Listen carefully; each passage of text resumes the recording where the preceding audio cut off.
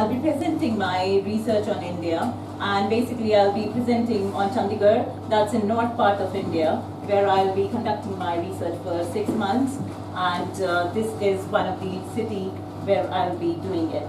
Basically, I'm talking about gender inequalities in India, which are quite apparent in Indian society. However, I'm looking at particularly at the school curriculum, school teachers' pedagogic practices, whether this also exists in school. These can be measured in two ways, invisibly and visibly.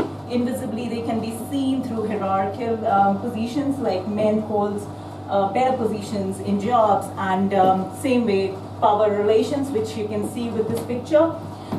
It can be seen visibly through sex ratio, where females are less, male are more, because males are preferred. Wage differences, which are quite apparent in all the societies in most of the countries across the world. For example, UK has 50-50 male and female ratio, whereas wage difference is 94%, 9.4% less. And in India, you can see the sex ratio, but at the same time, the wage difference is quite huge.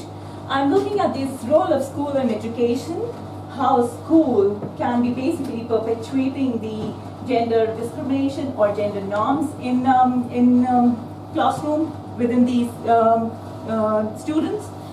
What I'm looking at is that this curriculum, teachers' practices, and school, how the overall school influences the gender discrimination or gender gap.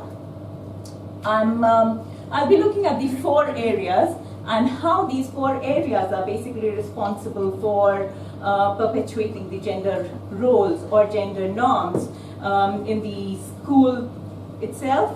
And these will be physical area, where basically whether girls are allowed to play certain games or participate in certain activities, whereas at the same time, or they've been stopped because of their gender, or they have an access to school, or whether they are asked not to attend the school because of their gender, or they're dropping out, falling behind in the school because of their gender. These are the factors which are basically describing their access, or environmental factor, which is basically the connection with the immediate environment, whether they can care for other beings, or they are being stopped for caring other beings because they are female, they cannot go out and start caring.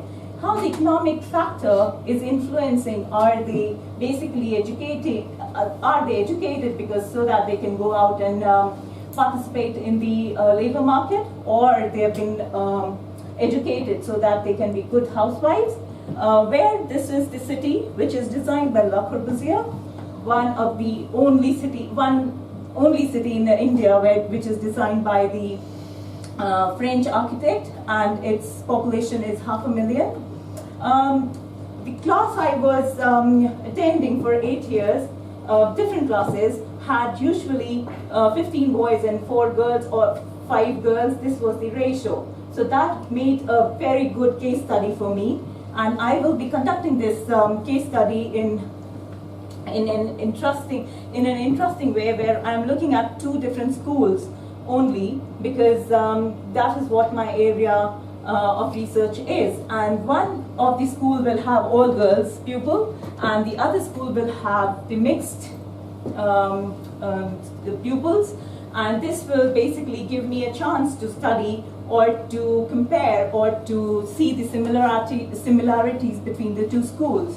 I will be observing these primary school pupils in both the schools, in both the settings, and seeing the similarities and differences between these 2 schools.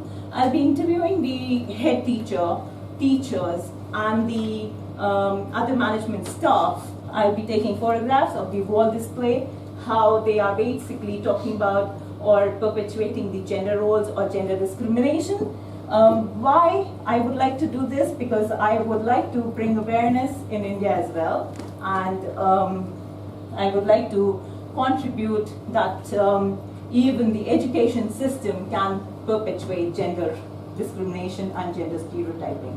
So that's my interest. You can follow me on Twitter. I'm also associated with another non-government organization which in India, which is basically contributing towards the underprivileged children in India, and we're educating them. Thank you.